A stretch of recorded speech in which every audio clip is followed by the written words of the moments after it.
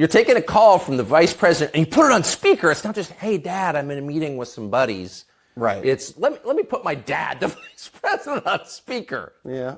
Yep. In the rear view, it's an abuse of soft power, I'd say. An abuse of soft power. What a description. It's my friend Tucker talking to Devin Archer, who really, I mean, he even produced a letter. There was even a letter that he produced that Joe Biden had sent. This is just nuts. So many receipts. Everything that they accused the former president of doing, like right out in the open. And we were just telling you last segment all about the blacklisted Chinese, the military manufacturer that got all this stealth tech through a firm that the Bidens owned. Like they facilitated that acquisition. But in the meantime, now we got wall-to-wall coverage of Trump going to Washington, D.C. for this J6. It's all such a Victorian freak show. Joining us right now, Congressman Jim Jordan from the beautiful state of Ohio. And, of course, he's been heading oversight, and he's been leading the charge on this with a number of other officials in the House, including Comer. Congressman, it's good to have you. Thank you for giving us some of your time today. I just kind of wanted to get your initial thoughts on, just days after all of this stuff comes out with the Biden family and Devin Archer. I mean, it's like, oh, we got to distract everybody from what's unfolding in the press now. Let's go ahead and throw this indictment, this Jack Smith indictment out. I just wanted to get your thoughts on that. There we go. We got you, Congressman. Yeah, we're here.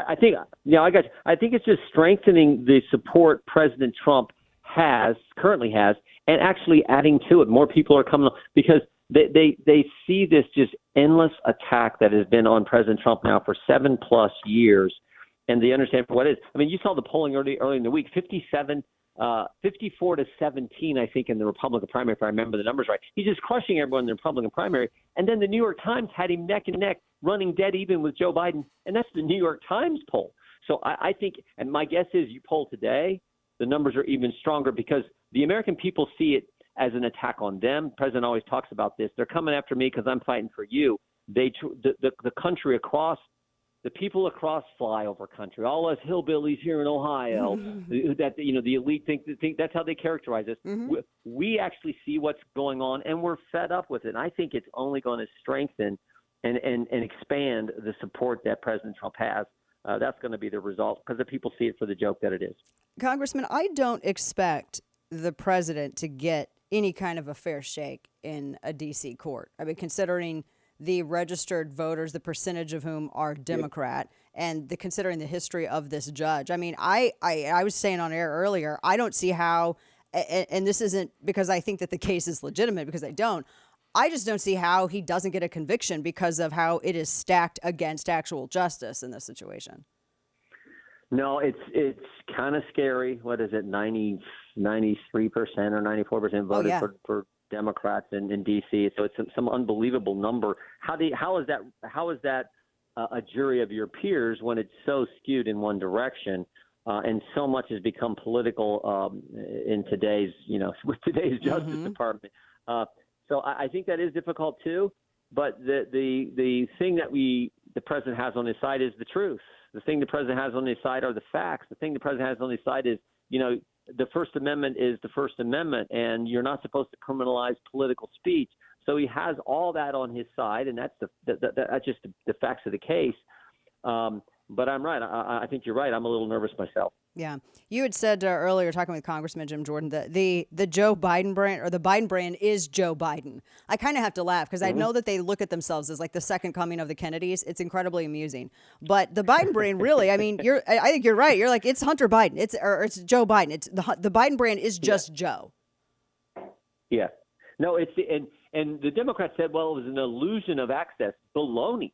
That meeting in Dubai, this was, I think, the most compelling part of Mr. Archer's testimony on Monday when he talks about the meeting that takes place December 4th, 2015 in Dubai. You got Hunter Biden, Devin Archer meeting with Zolochevsky and Pizarski, the key people in Burisma, the company they were all on the board of. And at that meeting, after the main board meeting, at the other meeting they had that he testified to, they're asking Biden and Archer, hey, we need help from the U.S. government because we're under so much pressure. That's a term that Archer used. Pressure from the Ukrainian prosecutor, pressure in Great Britain where they've seized our assets, 23 million of them.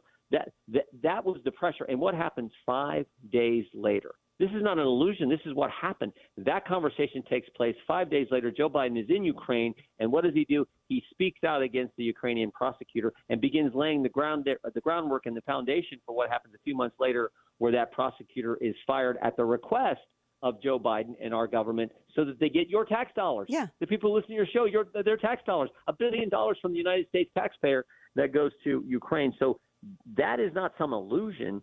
That's what happened. Also, there was a phone call in that same meeting to someone in D.C. Who that was, we don't know. Mr. Archer said he didn't know, but there was also a phone call from those guys that very meeting.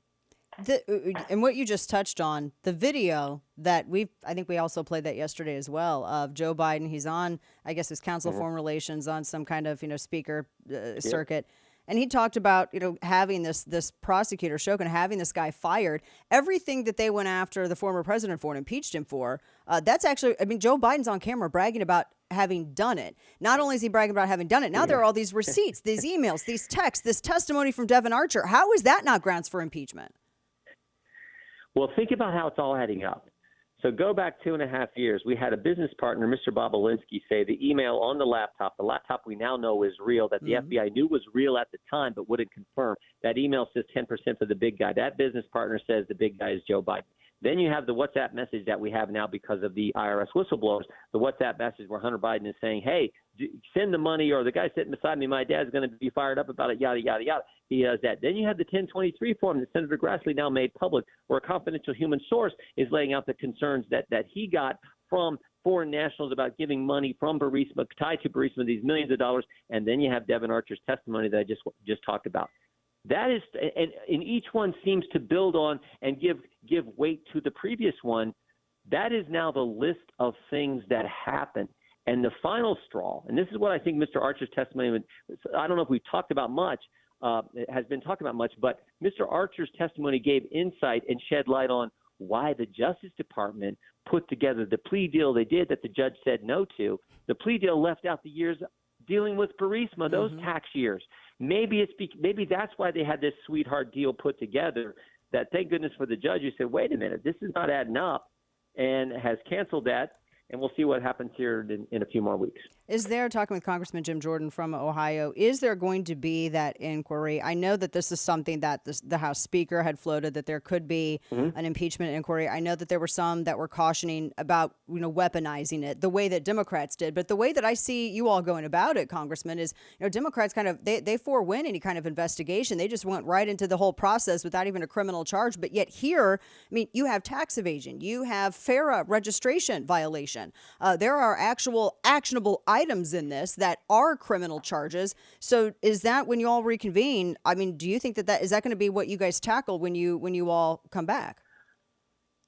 Well, I think that, as you said, Dan, I think the Speaker has been clear. If we need to go that stage, we're going to do it. It's driven by the facts. What we try to do as Republicans, as people involved in doing our duty, our constitutional duty of oversight, is follow the facts. And if the facts warrant we get there, and as we just have talked about, they're certainly piling up, then the Speaker said we will go to an impeachment inquiry phase of our investigation. We will certainly do that if we need to. And I think the facts are piling up. But we need to do that. The full conference needs to be in full understanding of what that means when we go there. Because the truth is, if we go there, I know what it was like on the other side of the equation, and we just need to understand this. It's going to dominate Congress. But if that's what our duty requires, then we have to do it. Especially when there's so many things that seem to be at stake. Talking with Congressman Jim Jordan, especially this story, Red State had a very good piece on this. This blacklisted Chinese military manufacturer who acquired U.S. stealth technology and approval through their actual, that soft power, a relationship through the Bidens, using that firm that Hunter Biden still owns 10% in. It's that Rosemont Seneca Thornton. Apparently, they were able to facilitate the acquisition of this tech from to this Chinese, now government-owned military manufacturer, who are now talking about selling a version of the F-35. They have that anti-vibration tech to next-gen militaries like Iran and Pakistan. That seems like that's putting our national security at stake. What protections do we have as a nation against stuff like this? That is scary, and that is something I think that I don't know that it's our committee right now, but some committees are going to have to, I think, dig into that. Probably the Armed Services Committee, but That is scary. Again, important here is how the story keeps changing. The Justice Department story changed, particularly Mr. Weiss and communications he had with me and Senator Graham. Then there's the story from the White House that continues to change. And I've said many times, the story that doesn't change is the whistleblowers who came forward and talked about how that investigation unfolded. The story that seems to be piling up with all kinds of facts is what we've now learned about how the Biden business operation happened. And one of the other things we got in that meeting is they said, Joe Biden said, I was never involved, didn't know anything about it. Joe Biden was at two dinners, and not just stopping by saying hello, not just getting on a phone call, hey, say hello to my dad, the vice president, not that. Stopped by for two dinners. One of those dinners had the wealthiest woman in Russia, Elena Baturina, who was there. This is the lady who paid Hunter Biden millions of dollars.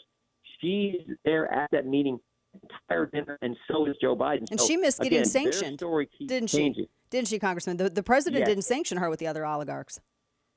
She's the one who didn't get sanctioned.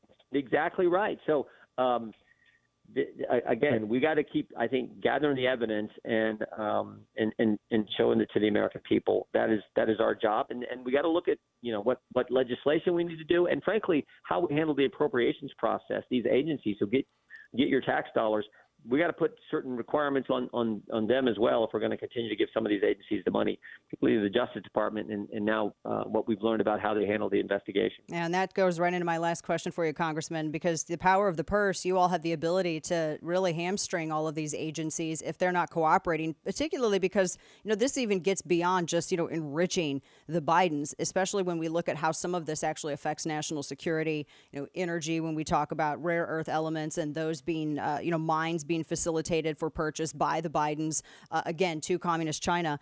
Is that something that you're looking at as well at the impeachment inquiry? And then, also maybe just, stopping funding, just pulling those purse strings and drying it up until they cooperate. You broke up a little bit there, Congressman. But yeah, I'm sorry. We're committed to giving some of these agencies less money, but more importantly, limiting how the money can be spent that we do send there and putting certain – great example. FBI, we want to know – get the American for new headquarters.